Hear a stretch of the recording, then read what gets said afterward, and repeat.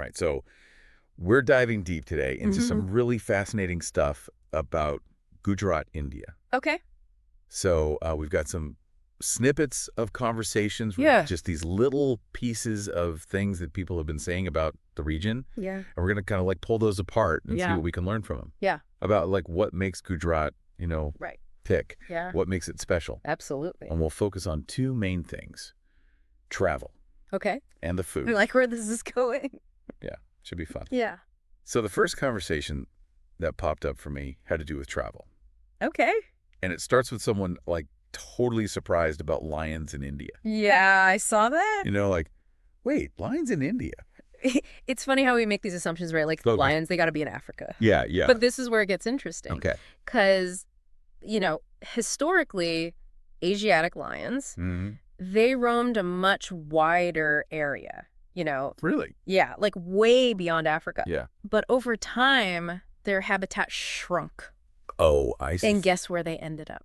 I'm guessing Gujarat. You got it. Gujarat Sagar National Park. It's the last place outside of Africa Wow. with these Asiatic lions. Isn't that something? That's amazing. So it's not just like lions in India. Right. It's like the only lions outside of Africa Exactly. are in this one place in India. That's what makes it so special. And then the conversation, it kind of like jumps to talking about the landscape Yeah, I noticed that. of Gujarat. And they mentioned these white deserts in Kutch, right alongside the Gir forest. Such a contrast, right? Huge contrast. It really speaks to the diversity of the region, Stuff Like in you've it. got these stark, almost lunar landscapes in Kutch. Yeah. And then this lush, dense forest in Gir. And that kind of makes me think about how, the different landscapes must really impact the culture, right? Oh, absolutely. And even what people do there, That's activities. still- All right, so let's jump to the food conversation now. Okay, yeah. So this one starts with someone craving something spicy. Mm-hmm. But then they mention Gujarati food. Right. And that kind of got me thinking, what are the typical Gujarati flavors? It's a good question. When we think about Indian food, Yeah. we often think spicy. Right, right. But Gujarati cuisine, Yeah. it's got its own thing going on. Like, it's known for this beautiful balance of Yeah. sweet, sour, and savory. Interesting. So not just heat. Not just heat, no. It's more complex than that. Okay. Which is what makes it so interesting, And they mention a few specifically. Yeah. Dokla, thepla, and kanvi.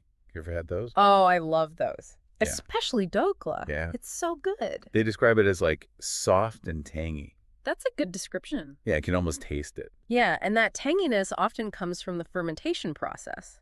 Oh, interesting. Yeah, it gives it that unique flavor. Okay, but then they talk about Yeah. sweet kadi.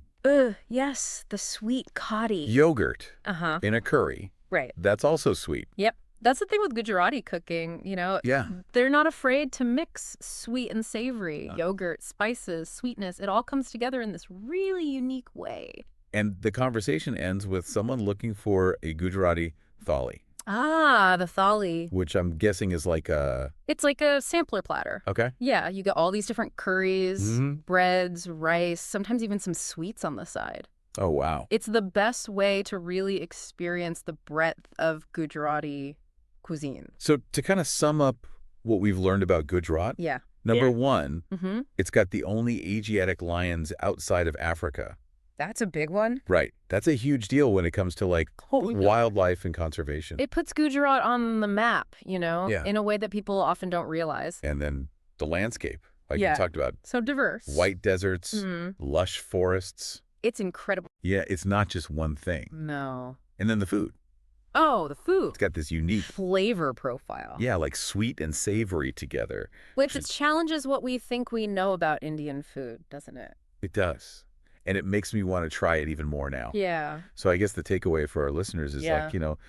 there's all these regions around the world Right. that have these healing gems, right? Absolutely. Things you might not expect. Like the lions in You okay? Gujarat. Exactly. Or the sweet kadi. It's all about keeping an open mind and being curious. Yeah. Because you never know what you might find. So true. Yeah. All right. Well, thanks for diving deep with us today. Anytime. This was fun. And to our listeners, Yeah. don't forget to keep exploring and looking beyond those initial assumptions, right? Couldn't agree more. All right. See you next time. See ya.